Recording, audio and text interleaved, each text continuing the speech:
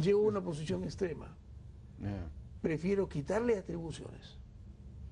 Y al Congreso sí le quitaría yo el voto de investidura. A mí me parece inaceptable, intolerable, innecesario. ¿Ya?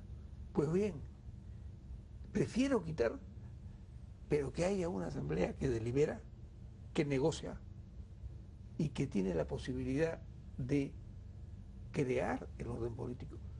Quiero saber si ustedes se acuerdan quiénes son los regidores de Lima. En realidad, la realidad va un poco en contra de eso, ¿no? Porque si tenemos un sistema donde no hay prácticamente partidos, un sistema muy volátil, eso favorecería más bien un presidencialismo fuerte, tipo plebiscitario, eso, tipo, lo que está, digamos, porque no hay partidos, ¿no? Eso es lo que está pasando en las municipalidades, saber qué regidor conocen. No, pero eso es por razones ya, eso es por la ley misma. Por eso, pues, pero, yo sostengo que hay que revisar. De acuerdo, la pero ley, ese es el tema de las municipalidades, digamos, estamos hablando en general hay quienes proponen, por ejemplo, eliminar la segunda vuelta en la elección presidencial porque la segunda vuelta favorece la dispersión también de las agrupaciones, es decir, nadie se va a juntar antes de la primera vuelta porque todo el mundo aspira a pasar a la segunda vuelta, entonces se favorece de alguna manera la división, no la aglutinación. Si hubiese solo una vuelta, de repente se aglutinan para, ¿no? Eso... Sí, bueno, yo creo que el ejemplo que mencionas ayudaría, ¿no? Pero también es cierto que hay reformas que me parece que, por ejemplo, una reformulación de los distritos en el Congreso o el tema de la segunda vuelta, lo veo más difíciles de implementar, ¿no? Ahora, al mismo tiempo pienso que hay muchos cambios que se pueden hacer, que pueden tener resultados positivos, que no implican grandes cambios en materia de ingeniería electoral, ¿no? Y entonces, por lo tanto, yo apostaría más a hacer muchas reformas relativamente más al alcance que lanzarnos en una gran discusión de cambiar los distritos en el Congreso, por ejemplo, ¿no? Entonces yo digo, simplemente examinando a fondo y haciendo más exigente la ley de partidos, continuando con esta armonización entre partidos nacionales, regionales y locales, modificando el reglamento del Congreso, cambiando el mecanismo de inscripción de candidatos. Yo creo que muchas de este tipo de reformas podrían ayudarnos a combatir mucho de lo que estamos viendo ahora, ¿no? Estos temas de transfugismo, de improvisación, de cambios de camiseta, yo creo que Martín, podrían es tan difícil ir a un sistema de distritos un poco más pequeños. Antes teníamos el distrito único, que eso ya era el desastre desde el punto de vista de la multiplicación multipartidista. Hemos ido a un sistema de distritos departamentales, eso fue un cambio importante. Y por ejemplo, partir un poco Lima, porque Lima es un gran distrito único, se puede ir avanzando, digamos, partir los más grandes, ¿no? Exacto. Ir avanzando hacia Lima, un sistema cada vez más pequeño, no es tan complicado, ¿no?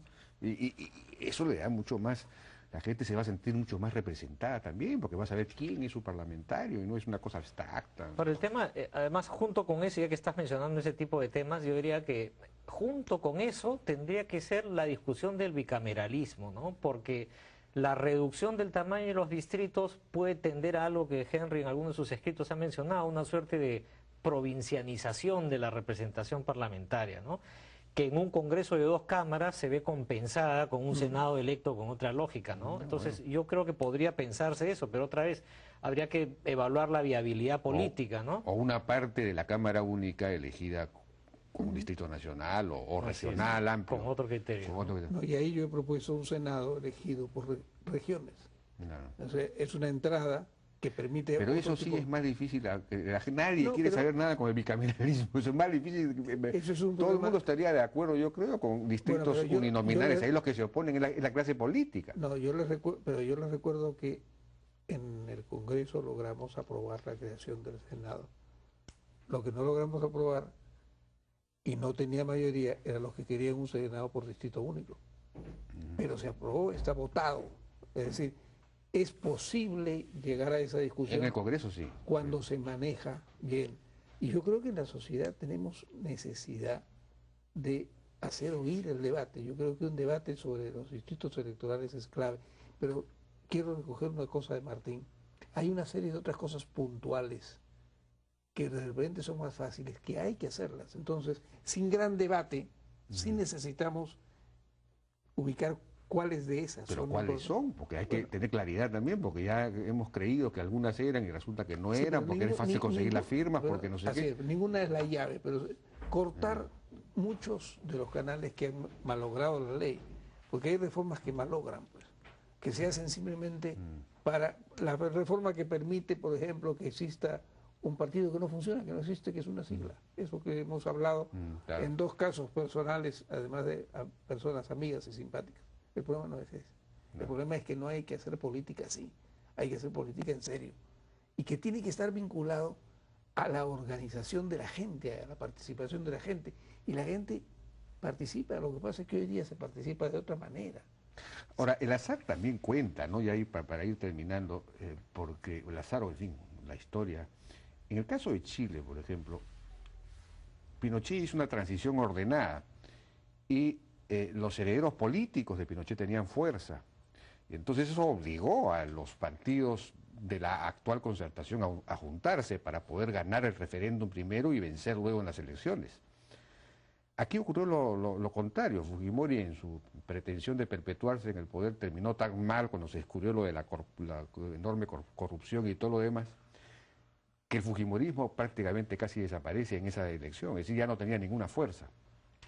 Entonces los partidos no se sintieron obligados los partidos tradicionales, digamos, incluso los nuevos que habían aparecido, no se sintieron obligados a juntarse para enfrentarse a un heredero fuerte o a un enemigo fuerte. Entonces cada uno, digamos, hay esos factores juegan, ¿no? Juegan mucho y en Juegan. el Perú son a veces determinantes. Y yo creo que justamente hay que buscar si hay algunas reglas que pueden ayudar, pero tengamos en cuenta una cosa. Si yo hablo del sistema electoral, al final va a ser una ley que lo va a normar.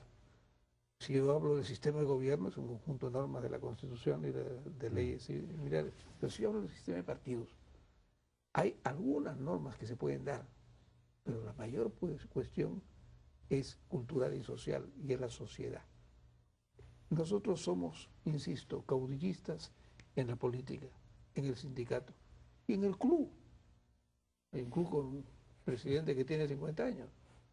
O sea, por favor, hay que mirar las cosas de otra manera. Incluso se dice,